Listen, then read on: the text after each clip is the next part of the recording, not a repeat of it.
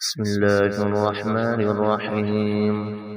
نون والقلم وما يسطرون ما أنت بنعمة ربك بمجنون وإن لك لأجرا غير ممنون وإنك لعلى خلق عظيم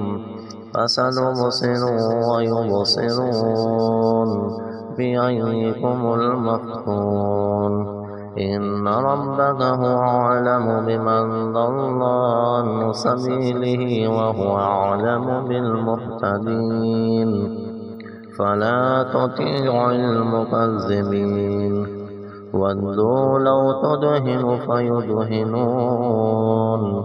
ولا تطع كل حلاف مهين هماز مشاء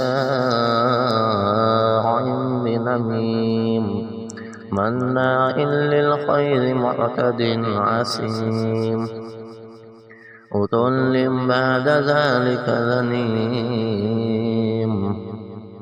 أن كان ذا مال وبنين إذا تتلى عليه آياتنا قال أساطير الأولين سنسمه على الخرطوم إنا بلوناهم كما بلونا أصحاب الجنة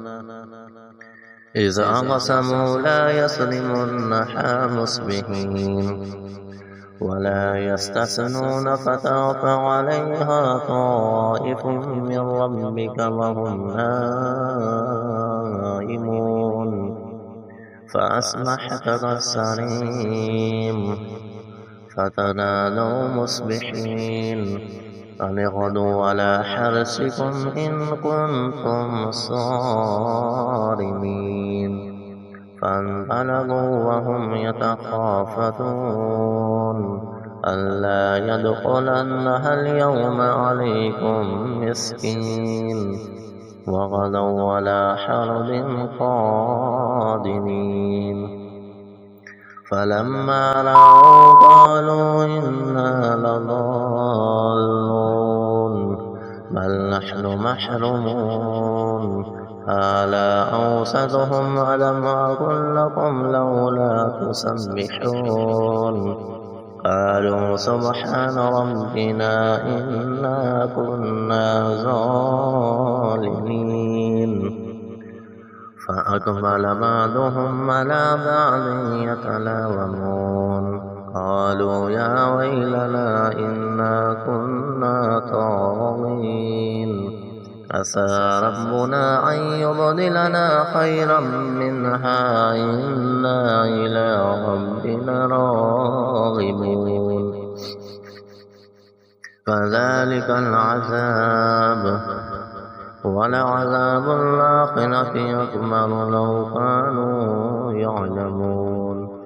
إن للمتقين عند ربهم جنات النعيم أفنجعل المسلمين كالمجرمين ما لكم كيف تحكمون أم لكم كتاب فيه تدرسون إن لكم فيه لما تخيرون أم لكم أيمان علينا بالغة إلى يوم القيامة إن لكم لما تحكمون سألهم أيهم بذلك زعيم أم لهم شركاء فليأتوا بشركائهم إن كانوا صادقين يوم يكشف عن ساق ويدعون إلى السجود فلا يستطيعون خاشعة أبصارهم ترهقهم ذلة وقد كانوا يدعون إلى السجود وهم سالمون فذرني ومن يكذب بهذا الحديث سنستدرجهم من حيث لا يعلمون وأملي لهم إن كيدي متين أم تسألهم أجرا فهم من مغرم مثقلون أم عندهم الغيب فهم يكتبون فاصبر لحكم ربك ولا تكن كصاحب الحوت إذ نادى